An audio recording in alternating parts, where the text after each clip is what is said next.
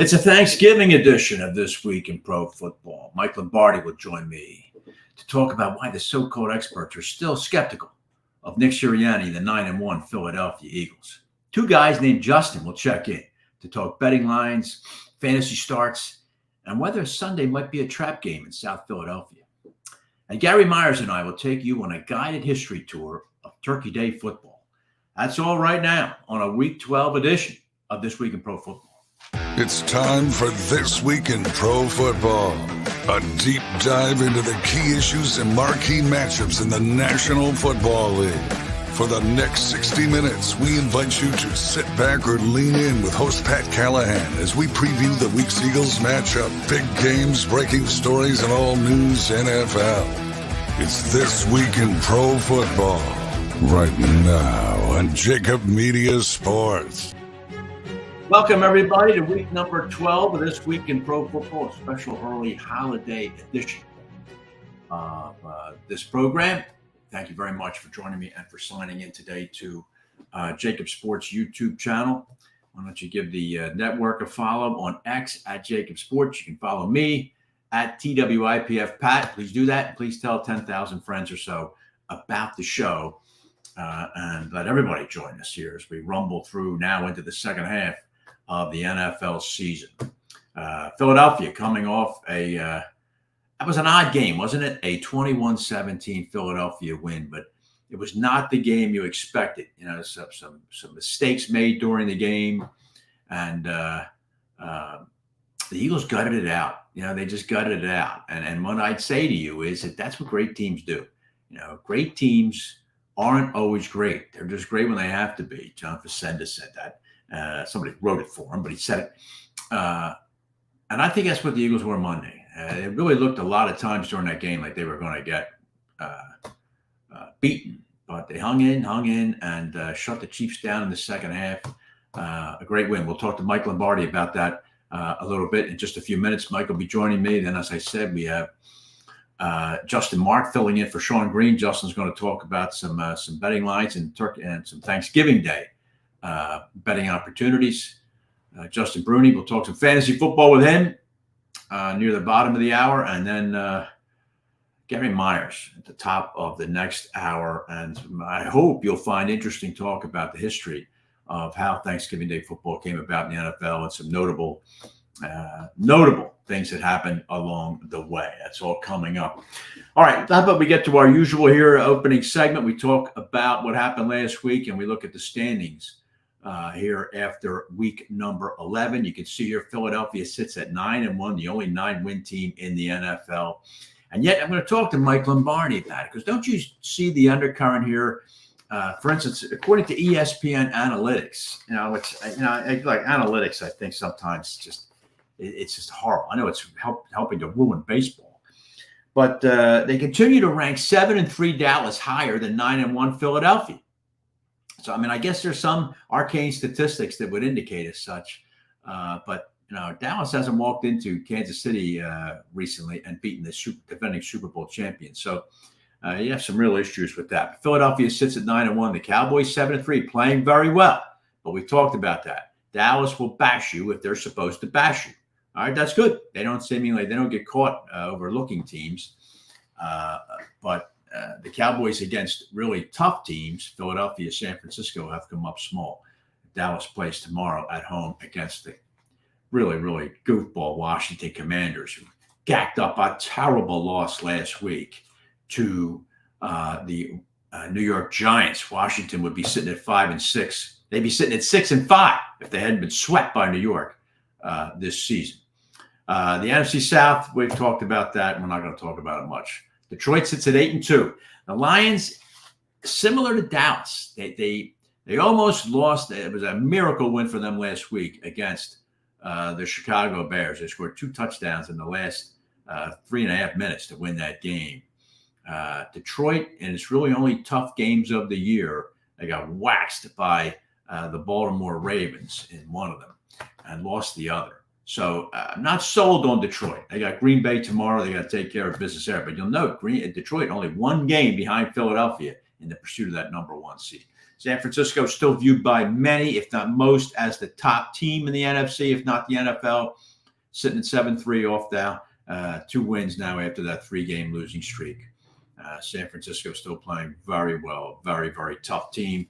We're going to talk in a few minutes. We'll talk with Mike, and we're also going to talk with Justin Mark about whether this Eagle game coming up, are the Eagles going to maybe be casting an eye back to Monday night, maybe an eye forward to both San Francisco and Dallas coming up, as the Eagles are running through this gauntlet pretty good. Eagles really 3-0 in these tough games so far. Whether that Buffalo game coming up this Sunday might be a little bit of a trap for Philadelphia. In the AFC, Miami sits at 7-3. Buffalo jettisoned its offensive coordinator. Pittsburgh did the same thing. Buffalo did it a week ago. Pittsburgh did it just a day ago. Buffalo, though, comes back and wins easily over the absolutely useless New York Jets, 32-6. It wasn't that close. But Buffalo has some momentum now coming into Philadelphia. That is going to be a tough game. Eagles only a 3-point favorite in that game, which you could say is home field advantage. So Vegas and others are thinking that Buffalo and Philadelphia are basically even in terms of how the teams are playing, except for the Eagles get the 3 points for being in South Philadelphia. Jacksonville rules the roost in the AFC South. Houston only 1 game behind. Houston playing well, and those two play each other this Sunday in Houston. So that could be a fun game. It should be a high-scoring game there. I don't think either team's going to do much come the postseason, but that'll be an interesting race down the end between Jacksonville and the suddenly competitive Houston Texans, who, as I've said before on the show, should be competitive. They've been drafting top 5 for about 10 years. So how about you get competitive? Houston finally doing it behind C.J. Stroud. The Ravens sit at 8-3. I've talked to you about the Ravens and my thoughts on them, one of the great October-November teams. But Baltimore getting the job done. They go out to Los Angeles now to play the hapless Chargers, who lost another one they should have won to Green Bay Sunday. But Baltimore sits at 8-3. Cleveland at 7-3. They won the no offense bowl last week against Pittsburgh.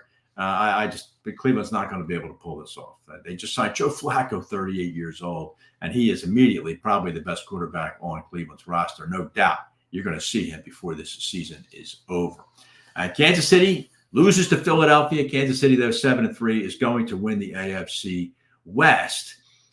Interesting, though, if you look at these standings, no one is running away with that number 1 seed. These teams are going to fight each other, I think, right down the line for that number 1 seed. So that'll be fun in the American Football Conference. All right, Xander, let's take a look at that Week 12 schedule, which, of course, includes your 3 Thanksgiving Day games. Green Bay at Detroit. That's the early game tomorrow, the 84th Thanksgiving Day game for the Detroit Lions. And they have not made a habit of winning them. But this is a new version. As I just talked about with Houston, this is the same thing with Detroit. Their draft picks are finally starting to pay off. And the Lions, a vibrant 8-2 right now, ruling the roost in the NFC North. Green Bay just hanging into the playoff picture. Going to be a tough game for Green Bay tomorrow. Dallas and Washington. I don't see it there. There it is. Washington, Dallas. I'm sorry. Washington, Dallas is the mid-afternoon game. As I said, the Commanders coming off an atrocious loss against the Giants. Sam Howell sacked 6 times in the first half. Washington just no maturity at all, either in the coaching staff or in that team, to lose that game to New York last week and basically end their season. I think Dallas could name a number tomorrow. We'll see. Washington can. This kid Howell, he can play offense. He can play quarterback. And then the night game, San Francisco, a 7.5-point favorite at Seattle. Geno Smith's supposed to play, but I don't see any way San Francisco doesn't come out. The Sunday game, the Sunday games, obviously the big marquee game is the 4:25 game, Buffalo at Philadelphia.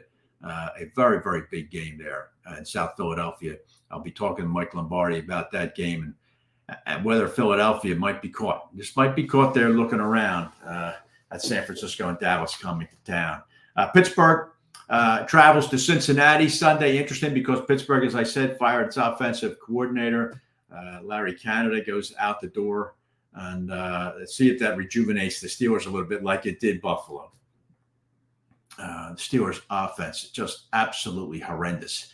6-4 Pittsburgh is. They have yet to outgain their opponent in any game this season. Certainly didn't do it last week. Just atrocious offensive football by the Steelers, in particular the passing game. Kansas City coming off that loss to Philadelphia goes to the Raiders.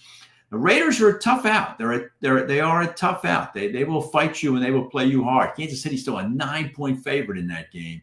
That'll be interesting. I think that game might end up a little closer.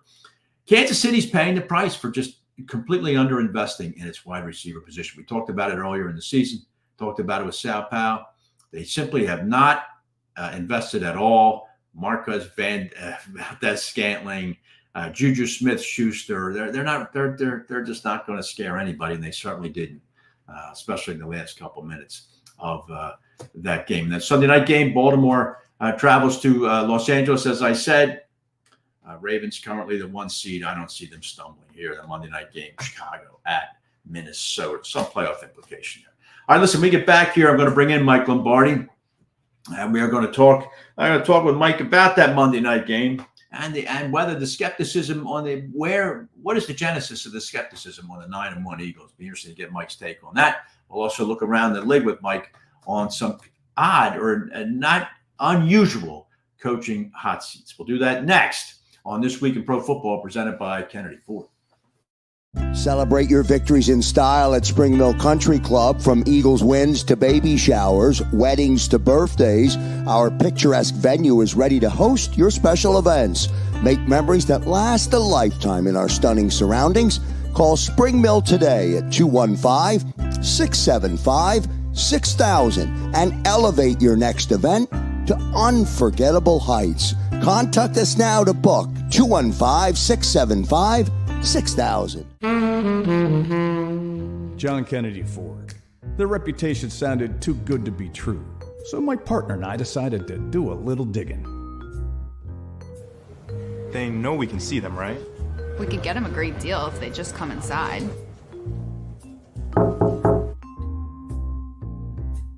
They made us. Run! Uncovering a better car buying experience is easy at John Kennedy Ford. Enjoy your ride.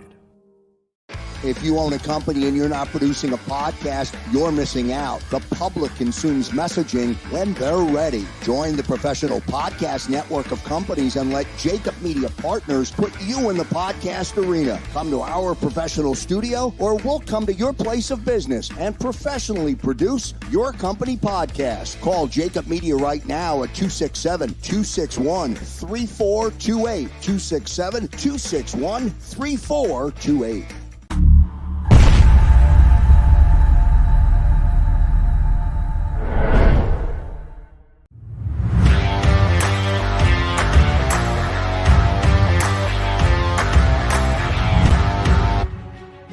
Welcome back to a Thanksgiving edition of This Week in Pro Football. I'm always honored to be joined by Mike Lombardi, longtime NFL executive with San Francisco, New England, Cleveland, Philadelphia, and a few other teams. A host of the GM Shuffle podcast, and he's got a book. Michael's got the author of Football Done Right, setting the record straight on the coaches, players, and history of the NFL. Michael, how are you? We're not hearing you, Mike. Can we get Michael unmuted? Go. There you go. I got you, Michael. How are you? I'm great. Happy Thanksgiving. I apologize. Hope all is well with you. Everything is fine. Thank you. And thank you for taking the time to join me on this night before Thanksgiving. Michael, let me ask you to look back just a couple of days to a game, by the way, that had the highest ratings of a Monday night game in 25 years, that being the Eagles win over Kansas City. 28 million people watched some parts of that game.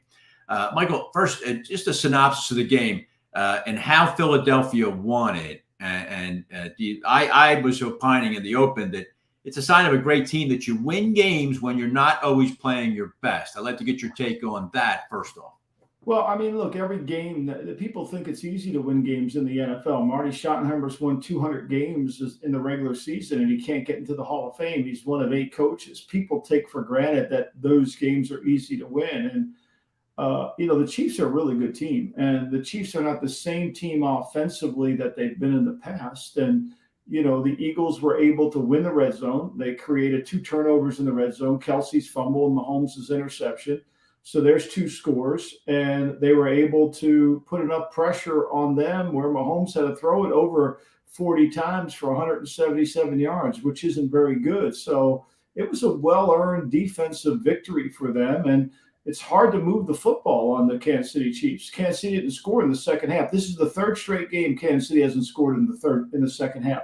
Not a field goal, not a touchdown. They've been 0-0 in the second half. They've only scored 19 points in the fourth quarter. So I think it was a really good victory. To win in Kansas City is difficult, and they come away with it, and it was important. Look, you're never going to have everybody wants to grade football games like we're in the Olympics.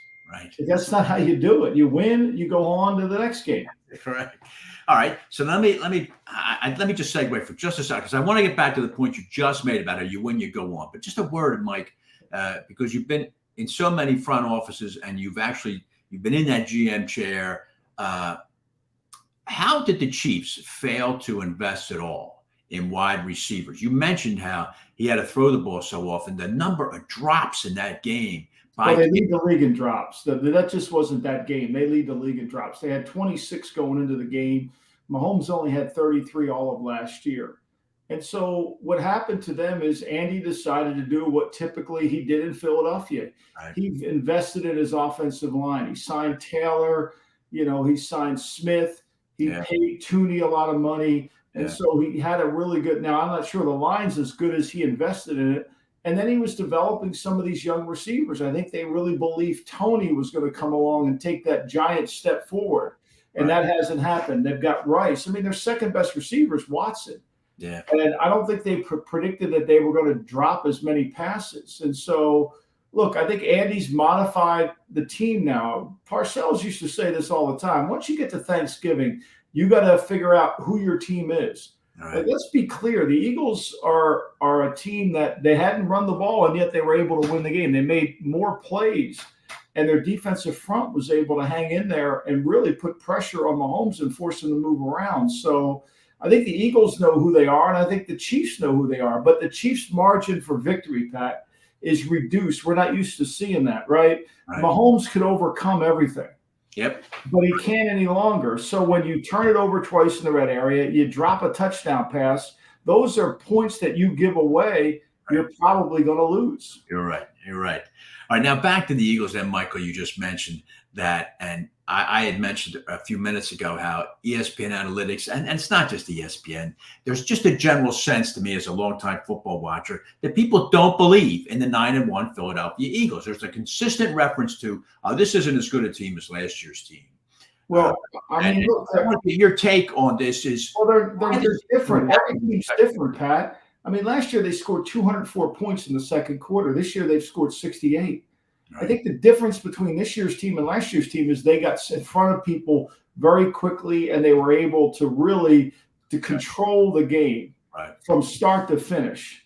And this year they haven't done that, but they've won the close games, which is important, right? Now, what I think people are saying is there's a vulnerability to that, that if they play against a team that can block them, hard to do. If they play against a team that doesn't turn it over in the red zone and doesn't drop passes, they could be vulnerable. But I think every team in the NFL is vulnerable. I don't think there's one team that's just so much better than the other. I mean, look, they could have easily lost to Washington in both games. Dallas is first and goal at the 6, 1st and 5 at the 6. They can't get it in the end zone. So, but the Eagles have made the plays that they've needed to make at the timely fashion, which is all you can do. I mean, you can't control anything other than that. I think the other thing that's clear is Jalen isn't the same runner that he was last year in terms of his explosiveness running. I think he doesn't have that same quickness or the same explosiveness. He's still a good player, but I think he looks different, which makes the team look a little different. Not in a bad way, just in a different way. I understand. But what you said there a minute ago about how the Eagles are making those plays that are enabling them to win games, doesn't that prepare them better, Mike, come January to win those one-and-done games because they just did it throughout the regular season? Right. One of the concerns I had last year going into the playoffs was the Eagles played a Gonzaga schedule last year, and they never really were tested. Right. And they didn't have that resiliency that they needed to fight through a tough game. They didn't get a tough game with the Giants in the playoffs. They didn't get a tough game with San Francisco because of Purdy's injury. And then when they did get a tough game in Kansas City, they were up 10 at halftime. They lost, and not because they weren't resilient, it's just because Kansas City was more resilient. Right. So I think this helps you, but it also makes you understand that, look, if you're Nick Sirianni, we got to play a certain way to win games. Like, we just can't come out and play a different way because, the games are so tight. Look, if Mahomes rarely throws red zone interceptions, he did. Kelsey's pretty secure with the football. He fumbled. Now, Scantling does drop passes, so that goes without saying. But to me, that was the game. And the Eagles, when they had their opportunity to make a play down 17-14, they're the team that made it. Correct. That's correct. Talking here with Mike Lombardi. Michael, you mentioned Nick Sirianni, 34-14 as a head coach. In his second year, he takes the Eagles to a Super Bowl and very nearly wins it. And yet again, Mike, I just get the sense as a longtime football watcher that he's not regarded as a I don't want to say legitimate, as a superior head coach amongst the NFL's coaching elite. Do you get that same sense? And what is it that's holding back this recognition of the job he's doing in Philadelphia? I think what Nick's done a great job of is being really coachable. I think, and I've said this about the Eagles many times, I think they do one of the best jobs of helping the head coach. They don't just hire the head coach. They help the head coach. They give the head coach the resources he needs to become a better leader, to become a better motivator, to become a better strategist. They do a really good job organizationally. They build around the head coach. And I think as long as the head coach is willing to take that advice and coachability, I think it can go a long time. And I think he's done a really good job. I don't think his ego has gotten in the way of the game planning. I think you have to give him complete credit for that. And that doesn't make him a better coach or a worse coach. That's just like, but what we saw with Peterson was once Peterson kind of didn't want to be in that same program, he wanted more authority. He wanted to go, he won a Super Bowl. He didn't want to have to listen and do all those things. And he decided that was time to go. Or they decided. So for me, I think that's his strength. And I think no organization does this. They leave the coach on an island. They just say, here you are. I mean, last year, the Eagles bring in Vic Fangio to help Jonathan Gannon with the defense or help Sirianni with the offense, however they did it. I mean, that's a huge plus. Get an experienced guy, a guy you can bounce ideas off, a guy you can understand. They've got a lot of things that help a coach that a lot of teams don't have. All right. Mike Lombardi, I know you could probably vouch. There's no such thing in the front office as a trap game, right? I guess you guys were neck deep in the next week's opponent as soon as the final gun sounded on the game that was just played. But is there such a thing as a trap game in the locker room? And are the Eagles perhaps looking at one this Sunday with San Francisco and Dallas on the horizon? I mean, look, they got back late Tuesday morning from Kansas City. This is a short week for them. They've got to heal their wounds. It was a physical game. And they're playing a team that, they don't have a lot of familiarity with in terms of playing them. And so that makes the game challenging. How McDermott calls the game, how McDermott will play the game. This is a team that loves to play nickel defense. You try to play nickel defense against the Eagles, they're going to run you out of the game. I mean, the Eagles have not run the ball effectively in the last 2 weeks. And their offense has not been very good in terms of they've been under their norm averages. So they're going to have to play their best. And I think the team knows that, right? What makes this game so hard isn't that they're overlooking them. It's the situation they're in. Short week, new opponent. If they were playing Dallas or if they were playing a team that they knew, it would be a little better. But Buffalo's a stranger team. They're not the same Buffalo team they were 3 years ago, but Josh Allen presents a huge problem for them. They're going to have to figure out how they want to handle him, and I'm sure they prepare for it in the offseason. So I don't see it as a trap game. I see it as a situational game that's challenging. Okay. All right, and it is. I think it is challenging, and I think they may be catching the Bills at a bad time, Mike. But the Eagles so far in this gauntlet, 3-0. They beat Miami, beat Dallas, beat Kansas City. You can't argue any of that. But I do think you're right. I think this is a challenging game for Philadelphia Sunday. Michael, I want to ask you about quarterbacks. You have seen them come and go. Six starting quarterbacks so far this year out for the season in the NFL, and numerous instances where, Mike, it's plain that the second string quarterback is simply inadequate. Yeah, and it's caught so many teams where there's such a drop in that quality when the starter goes out that the whole season gets skewed.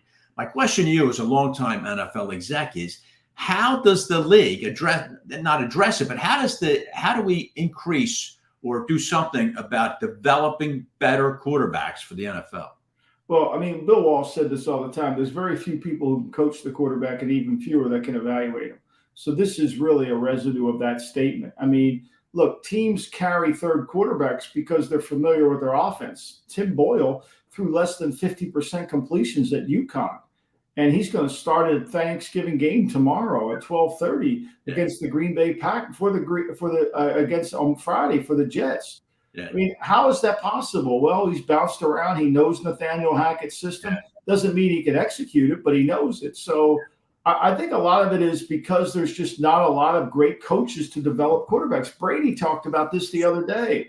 I think the coaching is I think there's a huge advantage in the NFL today if you have a really good coaching staff, especially one that can develop players. That's key, can develop players. I mean, I think the Eagles gained such an advantage with their offensive line coach, with their defensive line coach. I mean, they develop those linemen and they get high premium out of them. The same thing in San Francisco. So, but not all those teams have that. You know, the Eagles would never let that line coach out of there. They're going to keep him there forever because he's that good. And I think the same thing happens with offensive football. There's just not a lot of guys that understand how to coach the quarterback and what offense needs to be running. You know, you can't run Jalen Hurts' offense with someone else. You got to kind of modify it. I mean, the Bengals are going to go from Joe Burrow, who did everything, to Jake Browning now, and they were 31st in rushing attempts. Now, that meant Joe Burrow was going to have to carry everything they did offensively. Do you think Jake Browning's going to have it? He needs a running game. But the Bengals are 31st in attempts. They're 30th in yards. They're 31st in yards per attempt. I mean, they have no run game because they relied on Burrow so much. They've never built a complete team to offset it. And I think that's some of the problem. You're absolutely right. How many? And I know this is some somewhat simplistic way of looking at it, but you're right. They have the Bengals are a classic example of a team that has an offensive line that's used to backing up and not going forward. And I guess, Mike, you can't switch that on a dime, can you? You're over with. Now you can't even practice, Pat. You get one pad at practice. Nobody's in pads. This is the time of the year where the physical teams, the teams that play with great pad level, the defensive lines that can come off the ball and play with physicality, they take over games now because everybody stopped practicing. It's more walkthroughs. It's more, we got to keep everybody healthy for Sunday. When the teams that are practicing and improving now, I mean, this is the critical time. Weather's going to be a factor now. Right? You're not going to be – I mean, look, that game the other night, we didn't discuss it, but the weather was effective for both quarterbacks, right? It wasn't easy to throw the ball in that game, right? And Kansas City, surprisingly, I mean, for Andy Reid to call 30 runs is an awful lot, is a huge, huge achievement. Right. But they could come off the ball and they blocked. Yeah. Because Andy Reid's a physical coach who teaches physicality. Some of these other guys just want to draw pass plays. Fair enough. Now, Michael, before I let you go here, and I just want to one last thing, and just looking around the league here, and I'm only going to concentrate on two coaching hot seats because they're so odd. It's one of them is one you would never talk about, but you worked in New England. Is this it for Bill Belichick? And the other seat that I want you to comment on is in the same division. Is Sean McDermott heading out the door if Buffalo fails to make the playoffs? Well, I mean, I think McDermott, since the 13 seconds failure in Kansas City, has been struggling to gain credibility. Leslie Frazier left. He wanted to run the defense. Now he's fired, Ken Dorsey. So, if they don't get to where they want to go, this usually happens with NFL teams. where, we saw it with Jim Moore in Indianapolis. They couldn't quite break through. They hired Tony Dungy after that. I don't know what the Pagula family would do in Buffalo. As for Belichick, I mean, it's kind of it's interesting. The guy who's won six Super Bowls is on the hot seat. Meanwhile, we're not talking about Ron Rivera. We're not talking about Brendan Staley. We're not talking about, some of these other coaches that have not done a very good job. It kind of, I mean, look, let me say this. If Belichick, like we saw with Andy Reid, if the temperature in the building and it's time to go, I think they'll both make that decision like Jeffrey did, with Andy did. But much like Andy, Bill won't be unemployed very long. No, I agree with you. I would agree with you there. And there's no reason why he should be. And I think he has a hell of a chance to catch Shula's record. All right, listen, Mike Lombardi, I want to thank you very much for taking all this time. The GM Shuffle podcast, the book, Football Done Right. Looking forward to that. That sounds like a great read. And I'm looking forward to getting a hold of that. And it was great talking with you. And I appreciate it, Mike. Have a good Thanksgiving. And I'd love to have you back before this season is over. All right. Thank you, Pat. Appreciate you. All right. Mike Lombardi joining me. That was a great segment with Mike there. The guy is just a wealth of football knowledge, long-time executive in the NFL with about 6 different teams and many, many stories he could tell. I'd love to have a couple hours just to talk with guys like him about what they've seen and what goes on in those windowed offices in the National Football League. All right, when we get back, Justin Mark's going to join me. We're going to talk some betting lines and I'm going to get his opinion on how maybe that potential trap game in Philadelphia and a couple other, including a couple of Thanksgiving Day tilts. We'll get Justin's opinion on that. We got much more to do here on a Thanksgiving edition of This Week in Pro Football presented by Kennedy Ford. Discover the essence of true community banking with First Bank, your trusted partner across eastern Pennsylvania and New Jersey. Their network of branches brings you convenient access to dedicated personal bankers who understand your unique needs.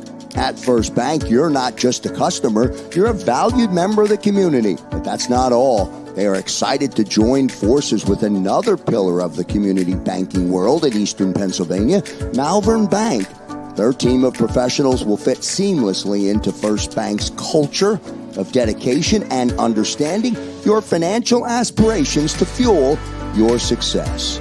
With a deep-rooted commitment to eastern Pennsylvania, Malvern Bank stands as a testament to community values and unwavering support.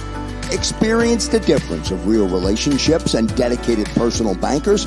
Connect with any member of the team today at our Westchester office, conveniently located at 849 Paoli Pike, or you can call them directly at 484-881-3800. First Bank is an equal opportunity lender and member FDIC. At Whistler Pearlstein LLP, we assemble the most effective team to handle all of your legal needs. There are players and pretenders, but our hustle and heart set us apart. In practice now for over 75 years, we're proud to be one of the most prominent full-service law firms in the Philadelphia region. We offer 17 different areas of practice, including business, corporate, and tax education law, real estate, zoning, and land development, municipal law, and litigation. Our top-rated attorneys and staff are laser-focused on client success. We strive to provide outstanding legal counsel with the highest level of care and consideration. Let us show you the Whistler way. Learn more at WhistlerPearlstein.com or email Michael J. O'Donohue at mod@WhisPearl.com. WhistlerPearlstein.com or mod@WhisPearl.com. I want to be a game changer in construction. I want to be able to provide diversity in the workforce, and it starts at the top. I started Rodriguez Construction Group in 2013 with 2 employees, and we're 85 strong today. M&T has been a great partner since day one, providing us the access, the opportunity, the funding to be able to continue our growth. We can change the community in a positive way, one person at a time, one job at a time, and one family at a time. I think M&T Bank is very committed to the community, just like us.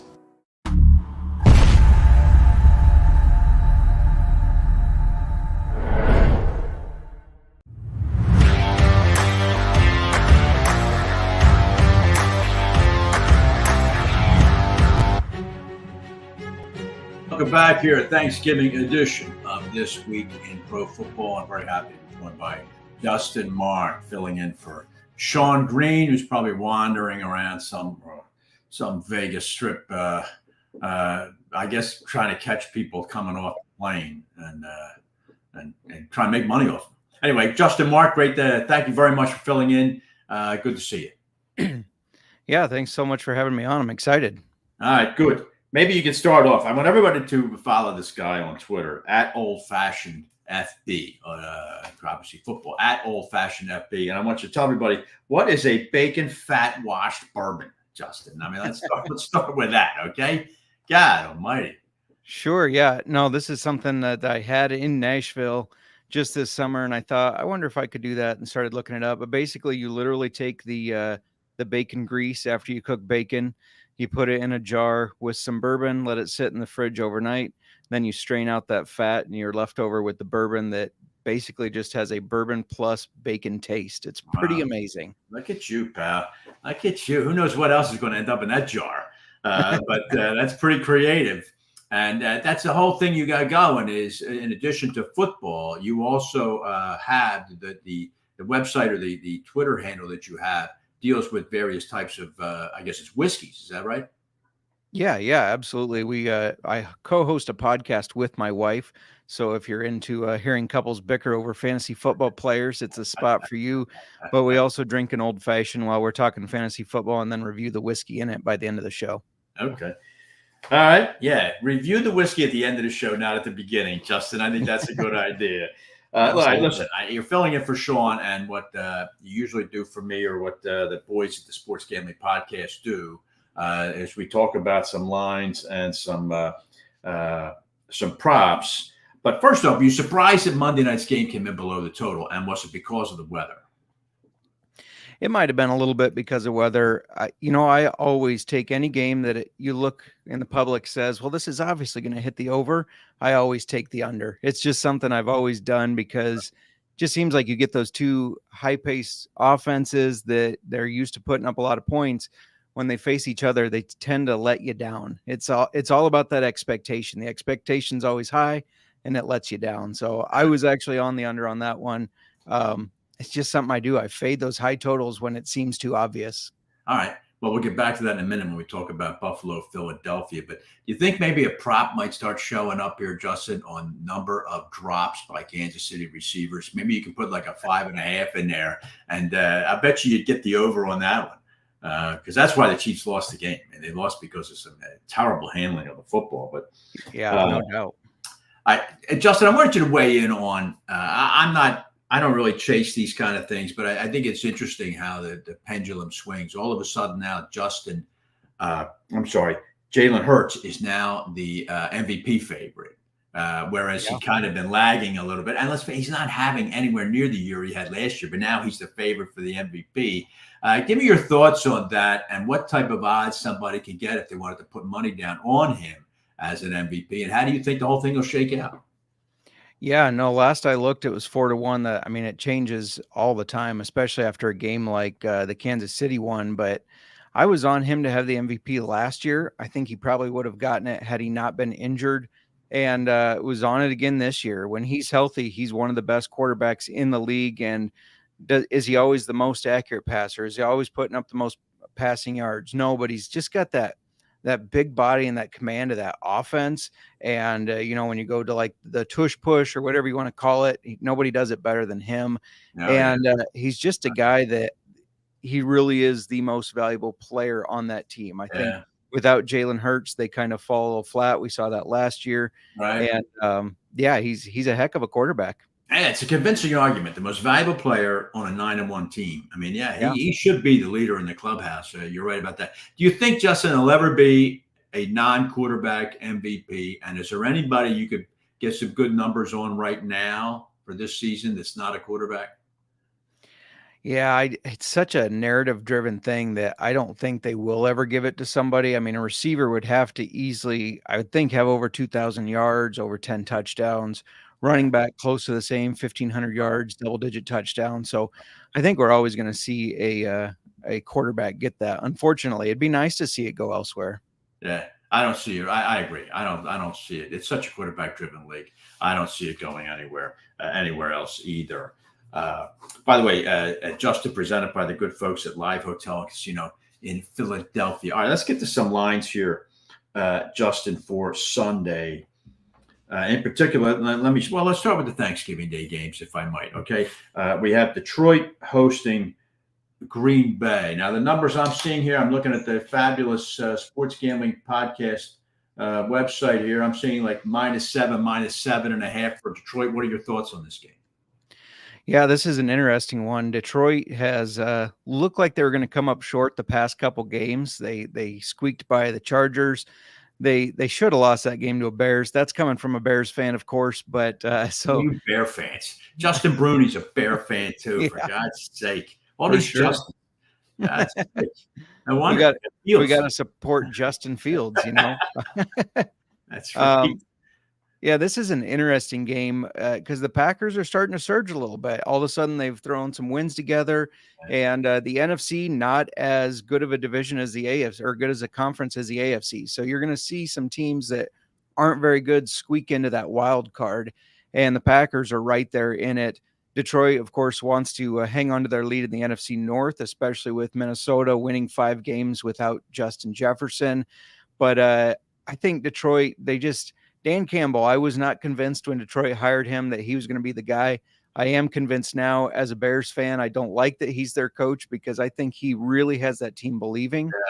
7.5 it's tough in these divisional matchups. That's a fairly large number, bigger than I thought. I do like it at a touchdown, though. If you can get it at 7, I definitely like taking the Lions. If it's looking at 7.5 or creeps up even maybe a little bit more, I might lean towards the Packers, but I think Detroit comes away with a win in this one. Yeah, I think, Justin, I've always been a believer in the psychology of football. I think this is a national TV game for Detroit. They haven't had one since the opening game where they beat Kansas City. Yeah. And I think this is they want to prove their bona fides here. And I think they're going to lay it on Green Bay tomorrow. I'm not sold at all on Jordan Love. And I like Detroit here. Okay. The second game, America's team, of course, gets trotted out as they have been since 1966. Dallas hosting the Washington Commanders. And this line, I see Justin's bouncing all over, but it's as high now as 11, maybe 11.5. Give me your thoughts on this game.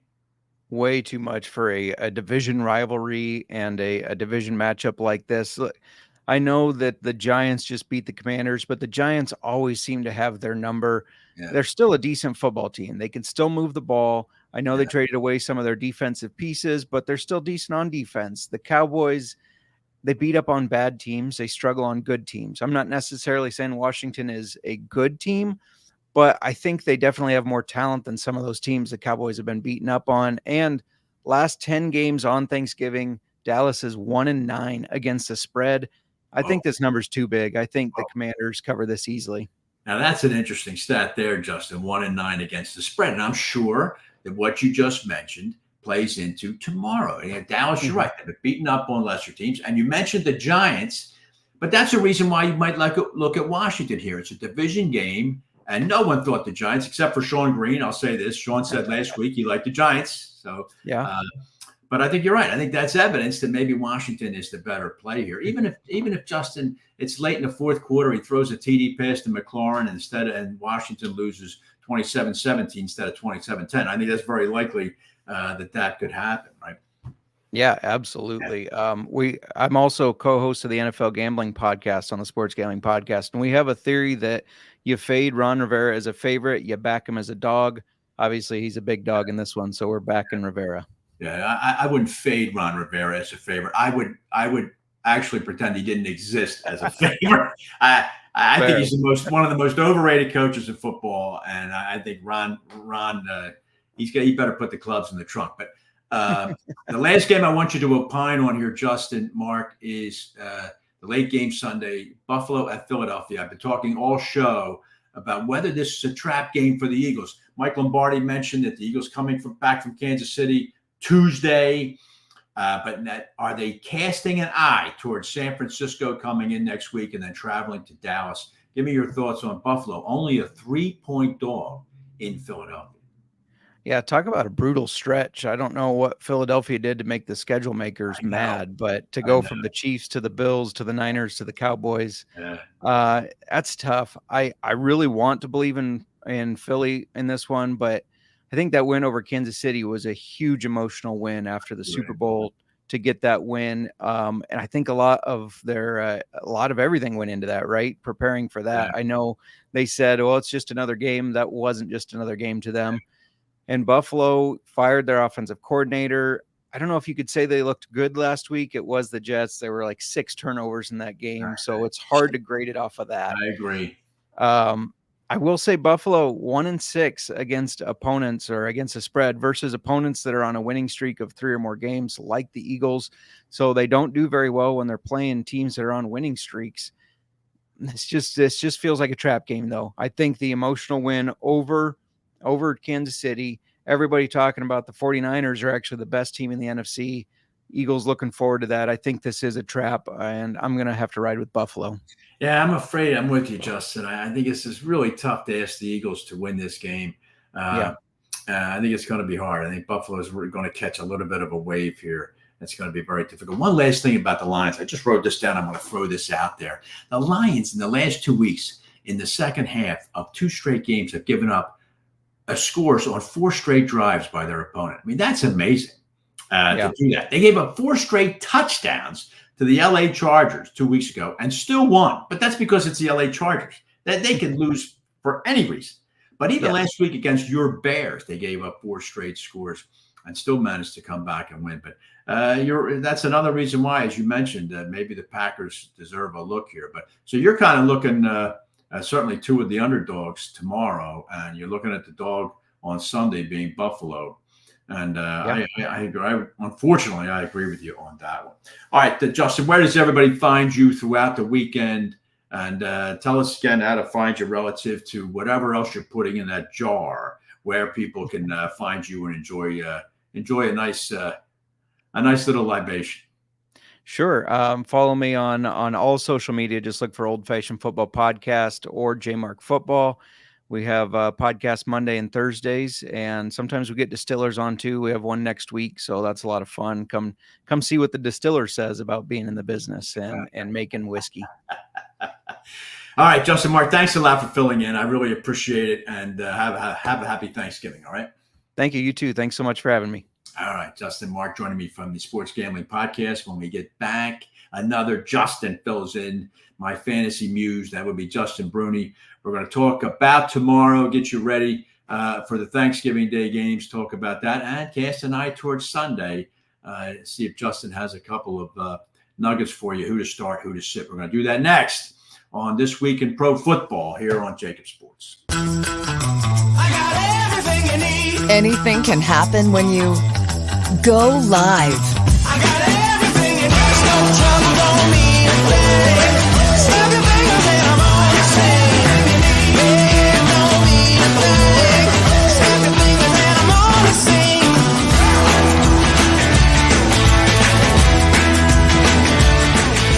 Live Casino and Hotel Philadelphia, voted best casino in Pennsylvania. If you own a company and you're not producing a podcast, you're missing out. The public consumes messaging when they're ready. Join the professional podcast network of companies and let JAKIB Media Partners put you in the podcast arena. Come to our professional studio, or we'll come to your place of business and professionally produce your company podcast. Call JAKIB Media right now at 267-261-3428. 267-261-3428. John Kennedy Ford. Their reputation sounded too good to be true, so my partner and I decided to do a little digging. They know we can see them, right? We could get them a great deal if they just come inside.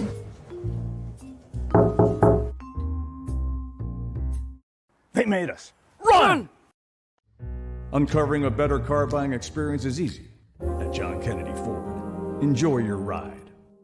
Johnny Apple's restaurant and bar opened in 2001 and for over 20 years has been serving great food and good times to Bucks County residents, friends, and family. Ideally located at 184 Buck Road in Holland, Johnny Apple's offers a terrific array of steaks, seafood, and daily specials. They also host private parties and affairs of any size. For excellent food, great company, and a relaxed lunch or dinner, check out Johnny Apple's restaurant at 215-953-9900 or at johnnyapplesrestaurant.com.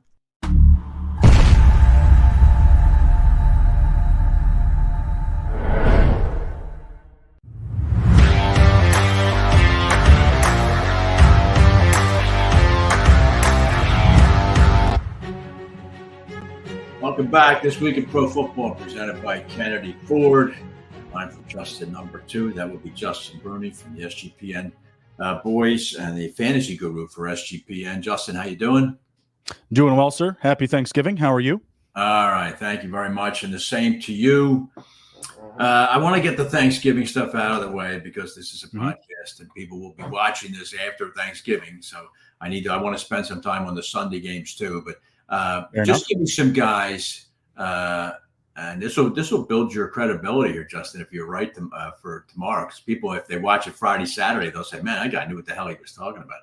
Do some must starts for the Thanksgiving games, and I'm particularly interested in obviously the teams that are underdogs. It's easy to say, "Yeah, start Amon-Ra." Okay, that's great. How about give me some Packers that you think might play well? Give me some Commanders.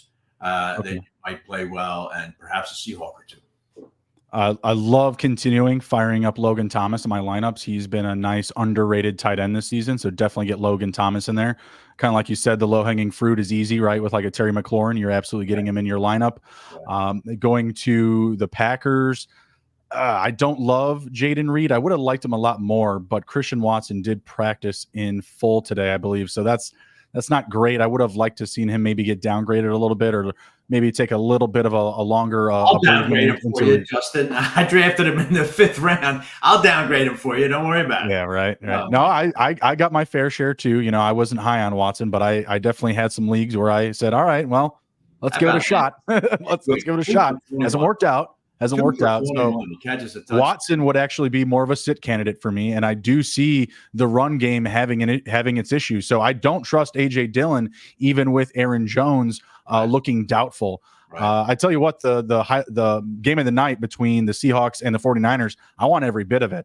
As long as Geno Smith is healthy, I'm going to fire him up still. I think it's going to be a good matchup. There's going to be more offense than people expect from the Seahawks because Kenneth Walker is doubtful to play in this game. I think that you are going to see more passing for Zach Charbonnet. So Zach Charbonnet definitely needs to be in your lineups. If you go and look at his per touch production, it's pretty solid, actually. So I think people are going to be impressed. Zach Charbonnet set for a breakout week. And then name a 49er that you're going to sit. Like, you're just not going to do it. So I think that game's going to be exciting. All right.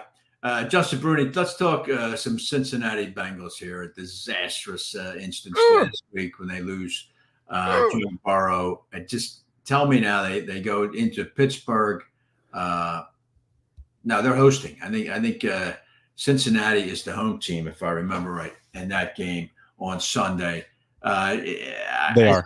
Are there any Bengals that you think are going to survive this and will flourish in the Browning era in Cincinnati? Our guy, Joey Mixon. Let's go.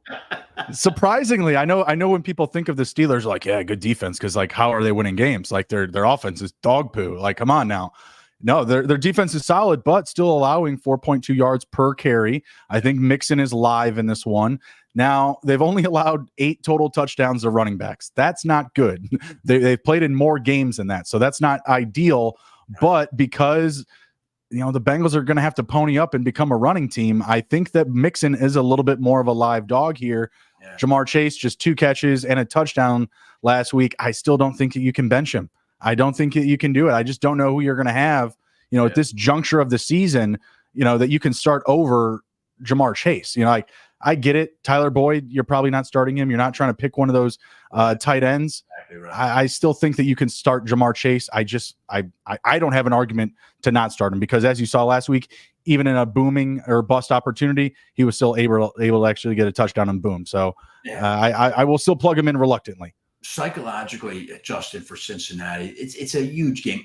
They're 5-5. I doubt they're going to make the playoffs. Can't lose a guy like I can't imagine in the AFC that they're going to make the playoffs. But there's still 7 games to go. If Jake Browning just acquits himself Sunday and plays well, the Bengals as a team, I think, Justin, will rally and will still play hard. If he comes out and does his best Zach Wilson imitation Sunday, then I think we're going to have to throw all of our Bengals, including my beloved Joey Mixon, right down the bowl. Yeah.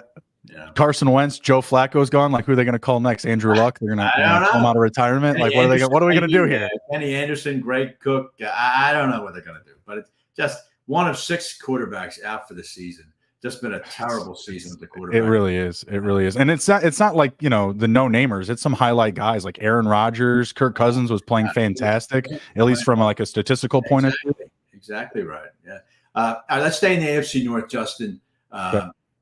Larry Canada, finally, they changed the keys on Larry in Pittsburgh. And do you see, as what happened with Buffalo? Now, of course, Buffalo played the Jets, 6 turnovers. That's going to help any offense.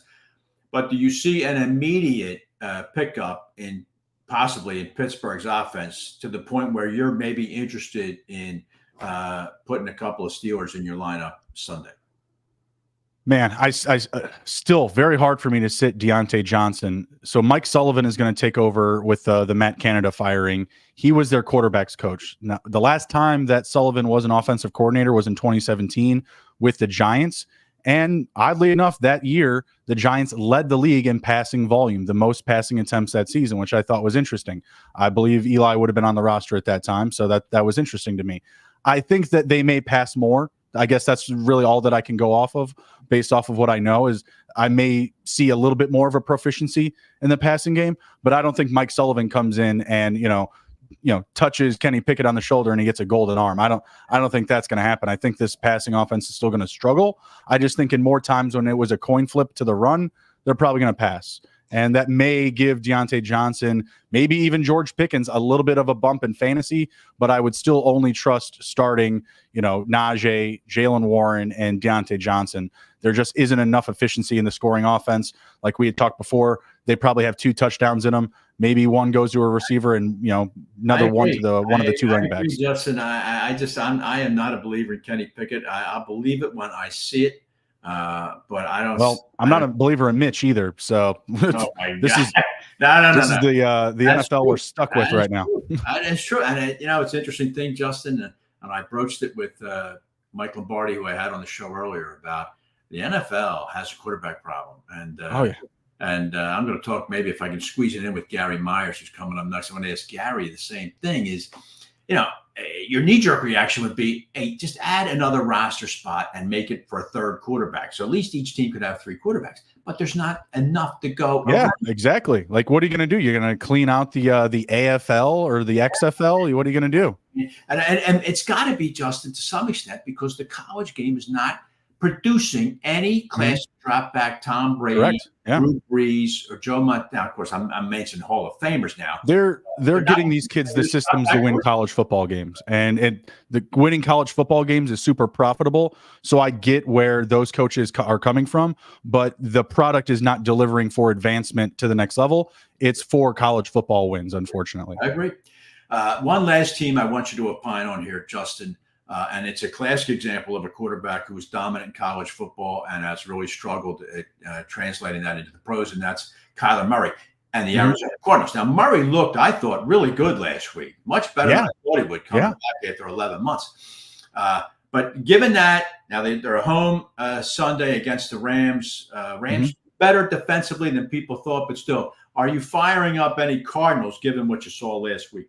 Well, I'm 1,000% firing up Kyler Murray. I mean, his rushing upside for fantasy is just what you're looking for. He does have 2 interceptions in his first 2 games back, but he has 3 total touchdowns. He has 1 passing and 2 rushing touchdowns. So definitely firing up Kyler Murray. And I have been a big advocate of Trey McBride. I thought that Zach Ertz wasn't either going to last and or get traded. It just felt like, a veteran who is completely out of place. And I would have liked the latter. I would have loved for him to just go to a contender, because just another super thirsty position for talent is the tight end position. And I felt like he was kind of going to be the odd man out in Arizona. Unfortunately, he did get hurt. So I've been banging the drum for Trey McBride all offseason. Absolutely love what he has to offer. Wow. He has been in top 2 in total receptions since Kyler Murray has come back. Right. I think Greg Dortch beat him one game. I don't expect that to be a repetitive trend. So firing up Trey McBride and I think Marquise Brown, maybe. I think James Conner is a play this week, Justin. Sure. Yeah, I think that's probably the safest pick, just because of the amount of volume that he gets, and he looked good coming back from injury. He did, and he usually does well against the Rams for some reason.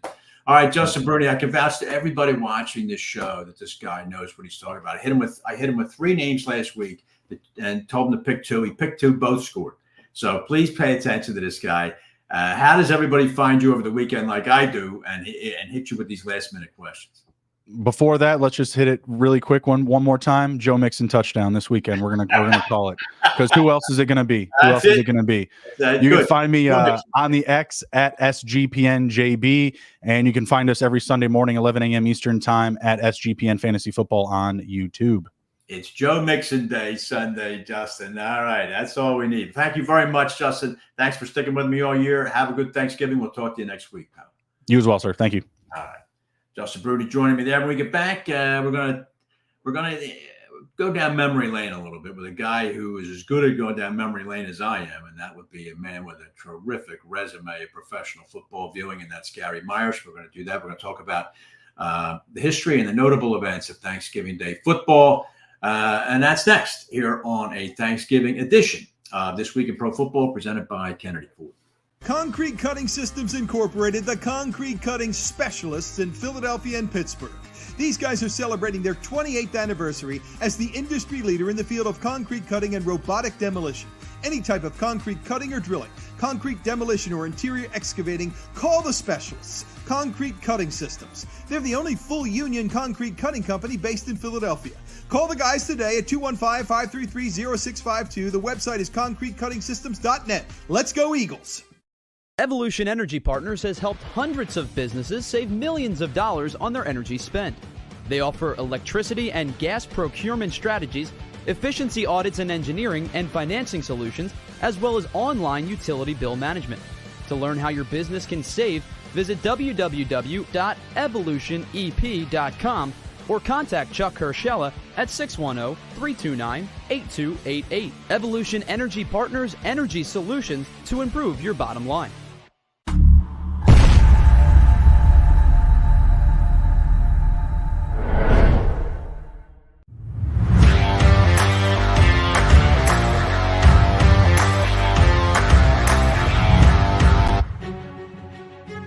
Welcome back here this week in Pro Football. Pat Callahan joining you. Don't forget to give me a follow at TWIPF Pat. You can follow the network at JAKIB Sports.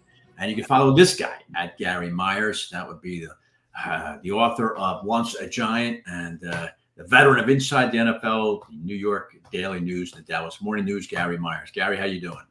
Happy Thanksgiving, Pat. Thank you. And same to you, of course, up there in New York. Where everyone's excited. Everyone's excited. A new quarterback coming in for the New York Football Jets. And, of course, Tommy DeVito going to get fitted for his yellow jacket, his gold jacket, after the Giants' next game against New York. It's a winnable game, I think, that the Giants have this coming Sunday. So we'll see if they can pull that off. Pat, I know you're such a smart guy. So back in August, somewhere – you have proof that you had by Thanksgiving weekend that the Jets would be starting Tim Boyle and the Giants would be starting Tommy DeVito. I know. Well, Gary, let me start with that then. Okay. I've been talking throughout this show. I had Mike Lombardi on a little while ago about the dearth of quality quarterbacking in the NFL this year. I mentioned how 6 starters and some good ones have been lost for the season. And there's just not enough of a bench in quarterbacks. What is to be done about it, since it appears, Gary, that the college game is not producing pro NFL quarterbacks? Yeah, I mean, it seems that there's a lot of guys along the lines of, say, Lamar Jackson, Right. Coming out. And, I mean, he might win another MVP this year, so I'm not being critical of Lamar. I'm just saying that style of play, where it's not the classic, drop back NFL quarterback. I heard you on the previous segment, mention Montana and Brady and Breeze, but it's a good quarterback group that's going to be in the draft next year, so that'll help, replenish some depth charts. I've always said, and this goes way back, that on a good team, I think a case can be made easily that one of the 5 most important players going into the season is the backup quarterback on a good team, because you can't have what happened to the Jets this year, where they had what they really felt was a Super Bowl roster with Aaron Rodgers. And as soon as he gets hurt, they're turning back the clock to 2022. And it's just a repeat of what happened last year with Zach Wilson. And history is repeating itself in the sense that it's now Tim Boyle taking over for Wilson instead of Mike White. Interestingly enough, will be the backup quarterback on Friday in the Black Friday game, the Jets versus the Dolphins. But I agree. I mean, it's very rare that you find a team that can lose its starting quarterback and keep things going. I mean, what happened, the best example I come out in 1999 in St. Louis, when Trent Green, the big free agent signing for the Rams, tears his knee in the preseason, and Kurt Warner steps in. Right. The modern day Kurt Warner somewhat is Brock Purdy coming out of nowhere and Josh Dobbs, maybe, Gary. I'm not sold on him. What was his record in Arizona? I mean, Josh Dobbs has been all over the league, and his record has been extremely pedestrian. You're certainly right about that. He seems to have caught some lightning in a bottle here. Pat, that's exactly the expression I was going to use. That for 2 games, the Vikings caught lightning in a bottle, came back down to earth a little bit against pretty mediocre Broncos team the other day. Agreed. It's a nice story because the guy's been. It seems like he goes from the Browns to the Ravens, to the Browns to the Cardinals. Somehow he got from the Cardinals to the Vikings without going back through the Browns. But I mean, you root for a guy like that. Obviously, he's a bright guy and he has some ability, but I wouldn't be using him as an example of. No, you're right. You're right. Brock Purdy was the better example of a guy who was really bailed out the San Francisco 49ers after the trade up debacle, and they end up giving away that quarterback. And that quarterback that I'm talking about was the exact example of what I'm saying the college game is producing, right? And it just is not always transcribing easy enough to the way the game is played in the NFL, right? Yeah, and when the 49ers made that trade, initially their goal was Zach Wilson.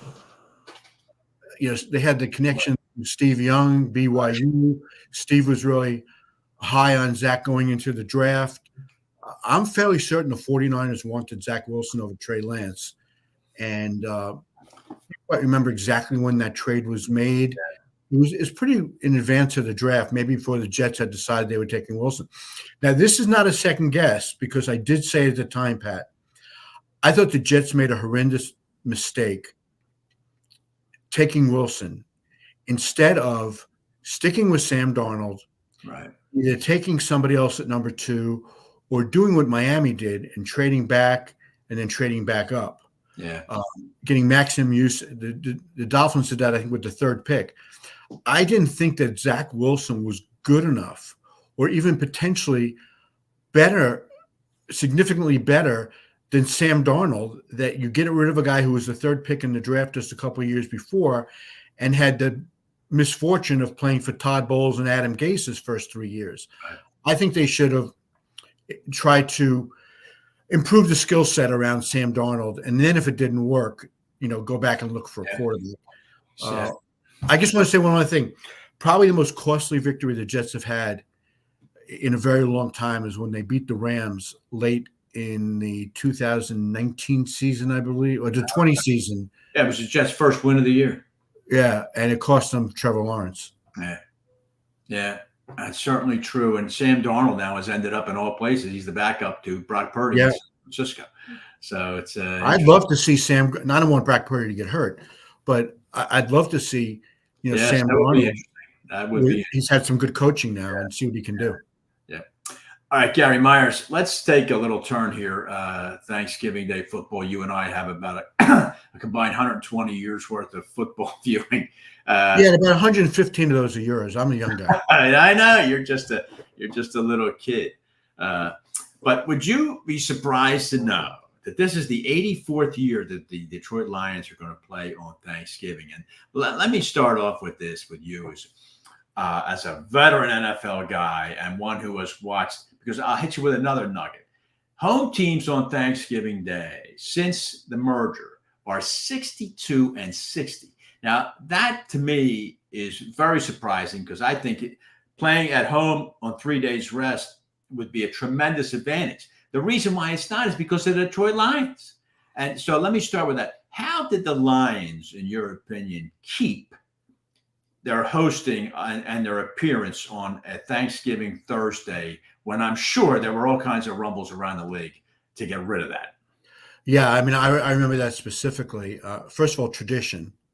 The NFL is big on tradition. And I guess they figured with parity, at some point, the Lions would get good. They just didn't think it would take, 80 years for it to happen. It's about 60 years. Yeah, I mean, they when's the last time the Lions went into a Thanksgiving game? Now, I don't recall who they played last year on Thanksgiving because they got hot towards the end of last year. Right. But this is the first time I can remember, maybe in forever, that they go in as kind of the attraction on Thanksgiving in their home game. Right. It's usually been the other team. Right. I know there was some talk that the Lions were ruining the early window on Thanksgiving, and whether to take that game away from them. It never got much traction from what I remember. It was a while ago, and so they kept it. All right. It's funny too that their opponent tomorrow, the Green Bay Packers. You may recall, I know my father talked about this all the time. Green Bay used to be, from 1951 to 1962, Green Bay was the opponent of Detroit on Thanksgiving Day. And after Detroit won they beat a 10-0 Green Bay team in 1962, 26-14. They sacked Bart Starr 11 times. Wow. Vince Lombardi went to Pete Rozelle and said, "That's it, we're done playing on Thanksgiving Day." And that was it for Green Bay being mandated to play then. But Detroit has stuck it out, Gary. And, you know what, Pat? I think, maybe we'll talk about this a little bit, the advantage of the home team on Thanksgiving. Yeah. And I just remember, I covered a bunch of these games in my years in Dallas. And it seemed, maybe my memory isn't great here, but it seemed like the Cowboys were home on Sundays and home on Thursdays, which I thought was a tremendous advantage. Now, Detroit played at home the other day, right? Played Chicago at home last Sunday, right? Yeah, and Green Bay was at home, and I know it's a short flight, Green Bay to Detroit, but still, Detroit gets to be home all week. Right. There was a period of time where they were trying to put the Thanksgiving hosts on the road Sunday, and the visiting team home on Sunday to try to even it up a little bit. Right. I haven't really kept good count on how that's worked out the last 5 or 6 years, but in any event, I think it's a big advantage for the home team. Right. The Cowboys' record probably is a lot better than the Lions' record is, although the Cowboys have had some stinkers on Thanksgiving also. You're right. But you covered the teams you covered in New York that would travel to play Detroit or play at Dallas. When you covered those teams, was there a lot of grumbling in the locker room and in the front offices about having to play those games? Probably not as much as you think. I think it's more when they're missing Christmas Eve or Christmas Day with road games, and they can't be around. Thanksgiving, if once every 10 years they have to go play a road game on Thanksgiving, the roster turns over so much, so it's probably only once in your career you have to do that. And the team tries to do something nice the night before the game. on Thanksgiving, even though the families aren't around, the road team. Listen, family's important to me. I know it's important to you and to a lot of players, but when you're getting paid what these guys are getting paid, and you have to give up a Thanksgiving holiday every now and then, I think you can live with it. Fair enough. Now let's get to the second game that the team that captured or carved out this window back in 1966. And you mentioned this. You wrote an excellent book called "How About Them Cowboys," which I recommend for anybody who, I know there's so many Cowboy haters, but if you're neutral about it or you're a Cowboy fan, it's be a great gift. I'm sure you can still find it. Gary's book on the Cowboys. Can you just talk for a minute about Tex Schramm and how he saw that opportunity that I guess no other GM saw at the time, and how he did carve the Cowboys into that window? Yeah, it's interesting we're talking about this today, because I'm going to tie something in here. Today's the 60-year anniversary of President Kennedy's assassination in Dallas. And, the years I spent in Dallas from 81 to 89, I heard so much talk how the Cowboys helped restore the image of Dallas, because all anybody would associate with Dallas was Kennedy's assassination. Right. And I think to a certain degree, this is all true, that the Cowboys became such a big deal that it helped people embrace the city of Dallas again. And there's so many Cowboy fans around the country. But Schramm, who was the best marketer or marketing guy, if that's the right word, of anybody I've ever run across in the NFL, some of the innovations that he came up with that are still used today are just amazing. So that wide white stripe around the field, that frames the field much better. I know. That was Tex. I know. But Pat, he looked at Thanksgiving. Nobody else wanted to host a Thanksgiving game, and Tex looked at it. And this was, the Cowboys were in their infancy, and he looked at it as an opportunity to get 6 years old. Yeah, he looked at an opportunity to get the Cowboys exposure and. We didn't use the word brand back then, but it was a way to, enhance their brand, and it worked. And the Cowboys became synonymous with the late game, Madden and Summerall on Thanksgiving. And it became tradition, except for those 2 years that you're going to bring up, that the That's correct. St. Louis Cardinals. The St. Louis Cardinals, but Bill, your good friend Bill Bidwell, insisted that and they were a big rival in Dallas back in the NFC back in that day. And they insisted that they wanted a shot at a couple of Thanksgiving games, and they got it. And in 75 and 77, and in the 76 game, which Dallas hosted, the Cardinals were the road team. So the Cardinals got to play 3 consecutive Thanksgiving games, and let's just say they weren't known as America's Team 2.0. After those Thanksgiving. No, they certainly weren't. 30-14, they lost to Buffalo, and then Miami beat them 55-14. Yeah. And ended the Bill Bidwell experiment on Thanksgiving. But would you say, Gary, that the Thanksgiving exposure the Cowboys got went a long way towards eventually them becoming America's team? I don't think there's any question about it. I mean, when you think about what families do on Thanksgiving, you'll keep an eye. More people watch the first game this year than the past because the Lions are a fun team to watch. But in the past, a lot of families would have dinner prior to the Cowboy game, or maybe at halftime of the Cowboys game, and then depending on what part of the country you were in, rather, if it was Central Time Zone, Mountain, or West Coast, maybe you'd wait until after the Cowboy game to have dinner. But a lot of it was centered around, okay, at what point of the Cowboys game do we want to have our Thanksgiving dinner? Exactly right. It really became part of the holiday. And listen, when I lived there, I didn't really enjoy having to work on Thanksgiving, but we had a great group of guys and gals writing at the morning news, and those of us who had to cover the game, we'd get together. I wasn't married in those days, but one of the guys who was his wife used to cook us dinner, and then we all go to the game together. So we kind of made it a tradition in Dallas to try to salvage the holiday. But it was pretty cool. I'll say this: the Cowboys did it the right way in using that holiday, right? Like as you mentioned a few minutes ago, they did it the right way, like in the legacy of Tex Schramm, like they did most things, and that's why the Cowboys are still the biggest story in the NFL most of the time. And Pat, let me just throw this in there. I'm not crazy about the Thursday night game on Thanksgiving. Right. At that point, I've had enough. Yeah, and I'm certainly not into the Black Friday game. So you're right. Gary, you're right. I mean, so the NFL's response to not being crazy about the Thursday night game is to add another one on Friday. Of course, it's behind a paywall. But right, there's just no end to it, Gary. Last thing I want to ask you let's get back to Sunday football. We've been talking, obviously, this whole show about the premier game Sunday, Buffalo at Philadelphia. The Eagles are in the midst of this 6-game gauntlet, which they've already won 3. Miami, Dallas, and they defeat Kansas City Monday night. And what I thought was a real gut check game, an odd game, but the Eagles still won it. I'm concerned, though, as a Philadelphia resident, about Sunday's game. The Eagles have San Francisco coming up. They have Dallas coming up again. Give me your thoughts on this game and whether this could be a tough spot for Philadelphia.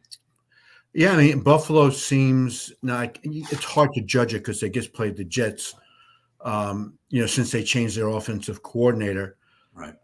But they did look a little bit different offensively, a little bit more relying on the run game and short passes rather than Josh Allen going for the home run every play, every time he dropped back. Right. This game is not as important as the second Dallas game and the 49ers game because it's not a conference game. Agreed. But it's still a tough game. And the Eagles' victory over the Chiefs the other night was huge, just in terms of holding off the Cowboys, and that's what makes the game Sunday important. Is they have a 2-game lead on the Cowboys. Agreed. But the Cowboys have an easy game against Washington tomorrow night. Right. Philadelphia has a tough one against Buffalo. So if Philadelphia loses, it leads down to 1 game. And then they still have to play at Dallas, and they still have to play San Francisco. And even if they split, if say they lose to the Cowboys but beat the 49ers, and you're dealing with all the tiebreakers. So they want to stay 2 games ahead of the Cowboys by the time they play them again. Yeah. And I'll tell you, Gary, isn't this something, too, that you asked me at the start of this segment about, did you think back in August that who the 2 giant quarterbacks would be?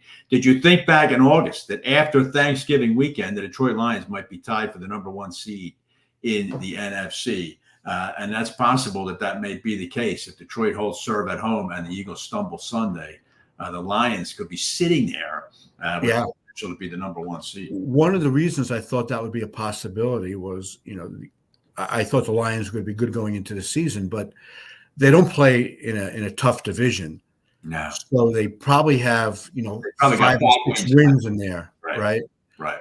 So that was going to give them a big advantage. The NFC West and East are tougher, although, the Giants and Washington stink. I'm telling you, the Giants. Imagine this. Washington turned the ball over 6 times against the Giants. Well, we were talking about it earlier in the show, Gary, and we could spend – look, you've heard me before when you've come on this show. The Ron Rivera experience, I think the city of Washington is done with that. Oh, he's out of there. Yeah, and it's time to enough of that. And but I think Philadelphia's in for a tough game Sunday. I think if they can win this one, I think, boy, the Eagles are really going to – they are really would have established themselves as the best team in the NFL if they hold serve against Buffalo Sunday.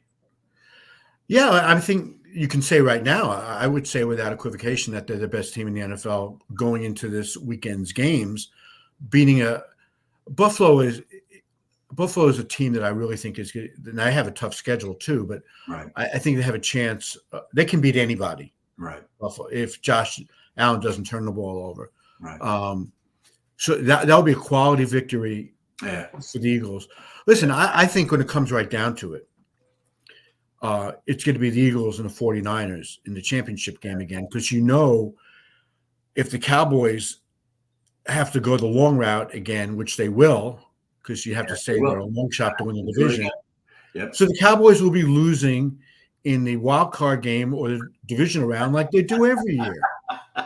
Every year. I would guess so. I guess so. It's going to be. They lost at Arizona, Pat. They lost at Arizona. They don't deserve to be, I know. win the division.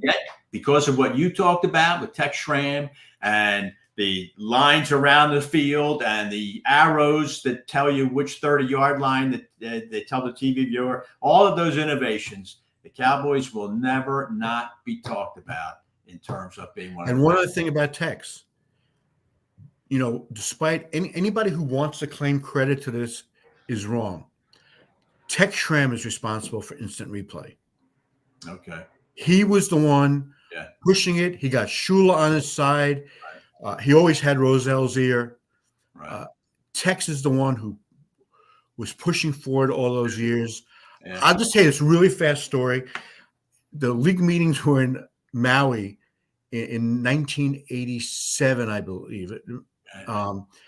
Shula and Schramm did a demonstration for all the media on the radio helmets on the beach in Maui. How about that? I wish cell phones had cameras and video capabilities in those days, because it was one of the funniest things I've ever seen. Yeah, how about that? Boy, and as a longtime Ram fan, I can tell you, Tex Schramm was in the Rams organization, and they let him go to Dallas. Well, you know who his PR guy was with the Rams? Yes, Pete Rozelle. They let him go too. So other than that, they didn't have anybody good in that front office. Yeah, really. All right, Gary Myers, thanks a lot. Thanks for taking all this time. I appreciate it. I want you to have a good Thanksgiving. You and too, we'll have Pat. a lot of serious football to talk about now as we get around we get to the home stretch here. Can we just say one thing about college football? Yeah. Go blue. Go blue. I hate Ohio State. And my son graduated Michigan 6 years ago. So go blue. I just wish we had Jim Harbaugh on the sidelines Saturday. All right, fair enough, Gary Myers. Thank you very much. We'll talk to you soon. All right. Take care. Thanks. All right. Gary Myers joining me there. Little trip down Thanksgiving memory lane. I hope you enjoyed that.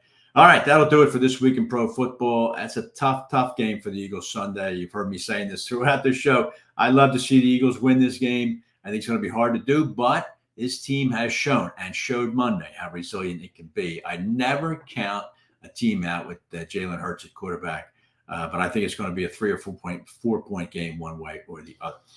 Thanks to Xander Krause for producing. Thank you to everybody who joined the show, and thank you for watching. And we'll be back next week to sort it all out on This Week in Pro Football, presented by Kennedy Ford.